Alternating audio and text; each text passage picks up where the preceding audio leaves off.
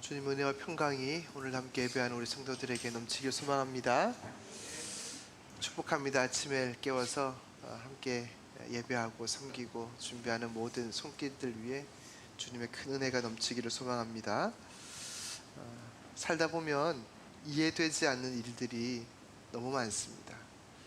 모든 일들이 다 이해되면 좋겠습니다만 이해되지 않는 일들이 너무 많이 있죠. 그래서 영어에는 이 이해라는 단어를 그 사람 앞에 선다, 누군가의 발 아래에 선다라는 의미를 가지고 있습니다. 그만큼 이해하기 위해서는 상대방 아래에 서야만 이해하게 되는 것이죠. 성경을 보다 보면 이해되지 않는 부분들이 너무 많습니다. 어떻게 이 성경을 다 이해할 수 있을까? 얼마나 내가 낮아지고 또 낮아져야 이 말씀을 이해할 수 있을까?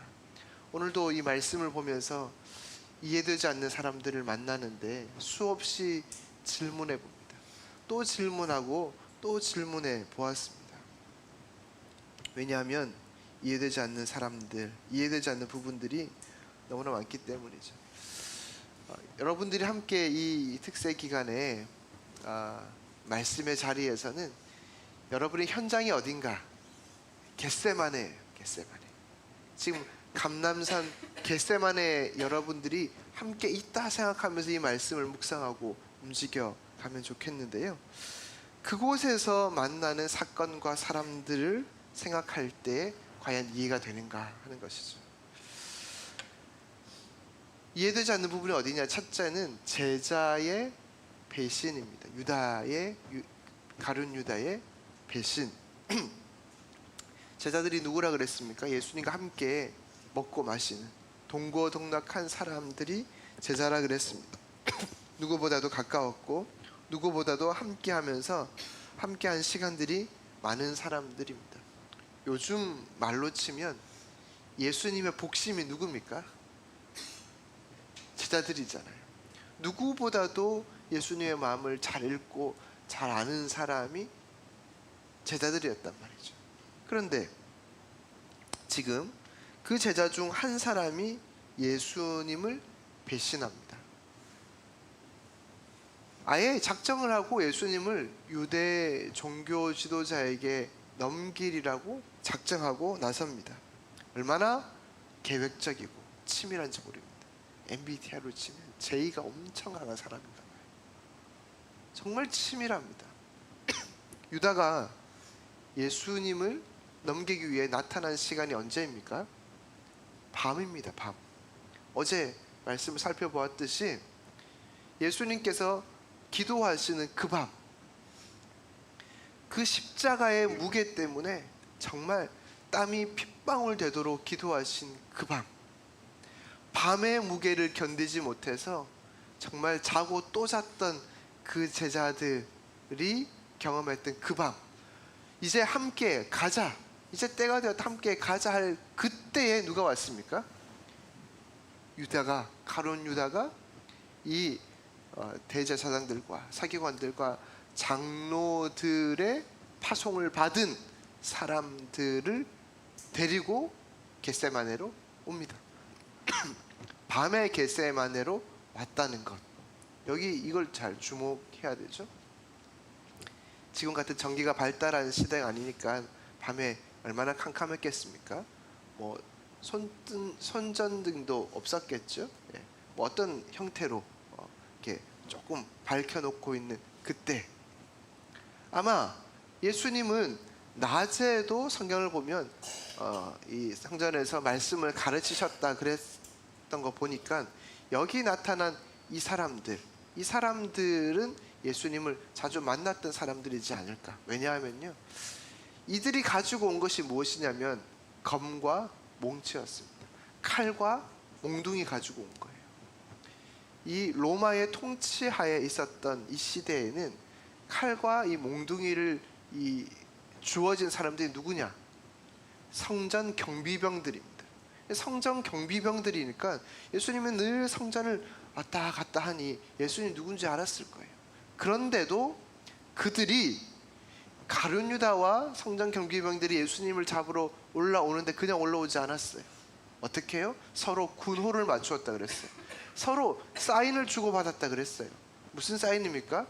작전이 무엇입니까? 내가 입맞추는 그 사람이 예수님이라는 거예요. 왜요? 경비병들이 예수님을 몰랐기 때문에 그렇게 작전을 짠 것이 아닙니다. 캄캄하니까, 그 캄캄한 밤에 명확하게 하기 위해서 내가 입맞추는 그 사람이 예수님이라고 미리 작전을 짜고 올라왔어요. 이렇게 치밀하게 왔습니다. 밤에 왔다는 것은 무엇이죠? 예수님께서 낮에 성전에서 말씀 가르치셨어요. 근데 낮에 예수님을 붙잡지 않았어요. 수많은 사람들이 보는 앞에서 이 시끄러운 소란을 일으키지 않기 위해서 밤에 이 일을 했습니다. 특별히 밤에 이런 일을 하는 것은 누구를 잡기 위해서 그렇게 했는가? 강도 잡기 위해서, 이 잡범들을 잡기 위해서 한 행태가 그런 거예요. 소동을 일으키지 않기 위해서. 그래서 예수님께서 성경에 보면 나를 강도라 생각하느냐 이렇게 얘기하고 있어요. 이렇게 치밀하게, 아주 치밀한 계획을 가지고 주님을 만납니다. 그리고 입을 맞추죠. 이 입맞춤이라는 것은 존경의 의미입니다. 내 속에 어떤 생각을 가지고 있든지 간에 배신할 생각과 계획이 그렇게 치밀함에도 불구하고 마지막까지 어떻게 해요? 그것을 감추어냅니다. 그리고 존경의 의미로 입을 딱 맞추는 동안에 입마주침하면서 누구랑 눈이 마주쳤을까요? 예, 저기 사인을 보낸 누군가 경비병과 눈이 마주치면서 이 사람이 예수님이야 라고 신호 보내지 않았겠어요? 이렇게 가룟 유다가 치밀한 계획을 세울 수 있었던 것은 어쩌면 이 사람의 배경, 이 가룟 유다가 어떤 사람인가를 생각해 볼 때 이럴 수도 있겠구나 하는 생각도 해보았어요. 왜냐하면 예수님의 12제자 중에서 11사람은 전부 다 시골 갈릴리 출신의 사람입니다. 근데 유일하게 이 가룟 유다만 유대 지방 도시 사람 출신입니다. 예수님과 함께 다니면서 회계를 관리했던 사람, 돈 관리했던 사람이 누구냐? 가룟 유다입니다. 그 전에도 보면 가룟 유다는 이런저런 일로 예수님의 돈을, 그 제자들이 모여 가지고 있어서 그 돈을 빼돌렸을 수도 있어요. 그런데 이 똑똑함 때문에, 이 잘남 때문에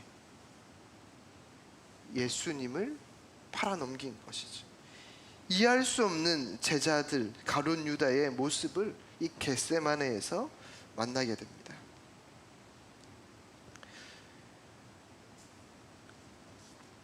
두 번째 이해가지 않는 내용이 뭐냐면 예수님의 행동입니다. 가룟 유다가 경비병에게 이 사람 예수님이야 라고 사인을 준 다음에 경비병들이 와서 예수님을 붙잡습니다. 경비병들이 와서 예수님을 붙잡을 때에 그 옆에 있었던 사람, 요한복음에는 옆에 있었던 사람 제자를 시몬 베드로라고 구체적으로 표현해 놓고 있는데요, 옆에 있었던 사람이 이제 칼을 꺼냅니다. 베드로가 칼을 꺼내서 이 종, 예수님을 붙잡았던 종의 귀를 자르죠. 근데 예수님께서 이 사건을 보면서 마음 한켠에 내가 칼을 휘두르지 않아도 이게 해결이 되는구나, 이렇게 안도했을 수도 있어요. 나를 보호하고 나랑 함께하는, 나를 배신하지 않는 또 다른 제자도 있구나, 그래도 3년 동안 잘 가르쳤네, 이렇게 생각할 수도 있어요. 자, 그래, 너네 잘 해결해, 그리고 나는 지금 이 위기를 피해야 되겠어 하고 내려가실 수도 있단 말이에요. 근데 예수님은 이 상황에서 어떻게 하시냐면 베드로에게, 그 종의 귀를 자른 베드로에게 하는 얘기가 칼을 칼집에 도로 넣어라, 이렇게 얘기하십니다. 힘쓰는 사람에게 힘으로 대항하지 말고, 힘과 힘으로 싸우지 말고 칼을 칼집에 넣으라고 말씀하고 있습니다. 힘을 사용하도록 내버려 두시는 것이죠. 예수님께서 왜 그 사람들의 힘을 그냥 내버려 두실까? 세 번째, 이 상황에서 예수님이 잡혀가는 이 모습을 보면서 모든 사람들이 다 도망갔습니다. 제자들이 다 도망갔습니다. 사실 제자들이 다 도망간 것이 이해가 되지 않는 것이 아니라, 제자들이 다 도망가는데 그러면 과연 그들은 왜 예수님을 따랐을까? 그들이 그렇게 힘없이 잡혀가는 예수님의 모습을 보고 다 도망갔는데, 예, 살려고 도망갈 수 있죠. 근데 그들은 왜 예수님을 따랐을까? 예수님 따를 때 마가복음 1장에 보면 예수님을 따른 제자들의 모습은 그냥 따른 게 아니에요. 휴직하고, 학교 휴직하고, 생업을 휴직하고 예수님 좀 따르다가 저 다시 복직할게, 이런 게 아니라고요. 자기의 생업을 버리고 주님을 따랐습니다. 1장 18절, 1장 20절에 보면 마가복음에 그들이 따른 것은 자기의 삶을 다 내버리고 간 거예요. 부모님도, 아버지도 버리고 함께 일하는 품꾼들, 모든 사람들을 다 버리고 주님을 따랐습니다. 그 모든 것보다, 내가 먹고 사는 것보다, 내 아버지보다 내 주님을 따르는 그것이 자기에게 가장 중요하고 우선순위라 생각했기 때문에 이거 다 버리고 따른 것 아니에요? 근데 마가복음 1장을 보면서, 성경을 이어오면서 그들이 예수님을 따랐을 때는 정말 자신의 더 중요한 가치가 있음을 발견하고 버리고 따랐는데, 지금 보니까 예수님이 잡혀가니까 다 도망갔단 말이에요. 그러면 정말 그들이 무엇 때문에 예수님을 따랐는가? 그들이 예수 그리스도를 따른 것은 합리적 의심을 해볼 수밖에 없는 것이죠. 제자들은 사회적 지위를 원했던 것은 아닌가? 제자들이 원했던 것은 어떤 세상적인 명예를 원했던 것은 아닌가? 그들이 원했던 것은 예수님 따라가면 한 자리 하는 것, 지금의 나의 상황과 환경보다 더 나은 세상, 더 좋은 세상이 올 것이라는 것 때문에 이것 버리고 다른 것은 아닌가라는 합리적 의심을 해볼 수밖에 없단 말이에요. 예수님이 잡히는 순간 성경 보십시오. 50절에 제자들이 다 도망가니라. 여러분, 도망이라는 게 어떤 거예요? 도망이라는 게 살살살살 나 물 좀 마시고 올게, 이걸 도망이라 하지 않잖아요. 우리가 생각하는 도망, 그냥 냅다 달아나 버리는 거예요. 왜 그랬을까? 이게 지금 도무지 이해가 안 되는 장면들인 거예요. 이렇게 치밀하게 계획해서 예수님을 넘긴 가룟 유다, 자신의 모든 것을 버리고 따랐던 제자들이 예수님이 잡히실 때에 모두 도망가는 제자들, 그들을 보면서 그들은 왜 그랬을까? 왜 그랬을까? 그런데 그럼에도 불구하고 예수님의 모습을 이해할 수 없습니다. 그들을 논리적으로, 이성적으로 대하지 않습니다. 너 내가 3년 동안 어떻게 가르쳤는데 너 이럴 수 있니? 내가 너랑 함께 하면서 내가 너 뭐 가르쳤니? 너 어떻게 이럴 수 있니? 논리적, 이성적으로 대하지 않았습니다. 주님의 말씀은 아주 단순 명료합니다. 칼을 칼집에 꽂으라. 주님이 보여주시고자 하시는 것이 무엇입니까? 십자가의 무게가 삶에 나타나는 그 십자가의 사랑을 보여주시기 위함. 주님은 이 십자가의 사랑이 이 모든 것을 다 해석하고 이해하고 보여주고 있습니다. 십자가를 진다는 것은 내가 행사할 수 있는 모든 힘을 다 포기하는 것입니다. 우리는 힘을 가지려 하지 않습니까? 우리는 어떻게 해서든 힘을 가지려 합니다. 이 힘으로 높은 자리에 오르고자 합니다. 어쩌면 보이지 않지만 제자들이 그 힘을 가지고 높은 자리에 올라서 한 자리 하면서 그렇게 살고 싶어하는 욕망, 이 그 합리적 의심, 그 모습들처럼 우리에게도 그런 것이 있을 수도 있습니다. 그런데 주님이 보여주신 것은 행사하려는 모든 힘을 포기함으로써 모든 배신과 모든 도망감들을 다 덮어버립니다. 그 사랑이 그들을 살려냅니다. 말씀 속 인물들이 우리는 아니지만 여러분들 지금 어디에 있습니까? 겟세마네 한 구석에서 이 모습을 보고 인도라 할 때 여러분들이 보는 것은 무엇입니까? 가룟 유다의 배신입니다. 저 가룟 유다 아니야? 예수님의 제자 아니야? 예수님의 12제자잖아. 근데 저 12제자가 은 30에 예수님을 판다고? 지금 여러분들이 그것을 보고 있는 거예요. 아니 그런데 저 12제자들이 다 뛰어서 도망가 버리는구나.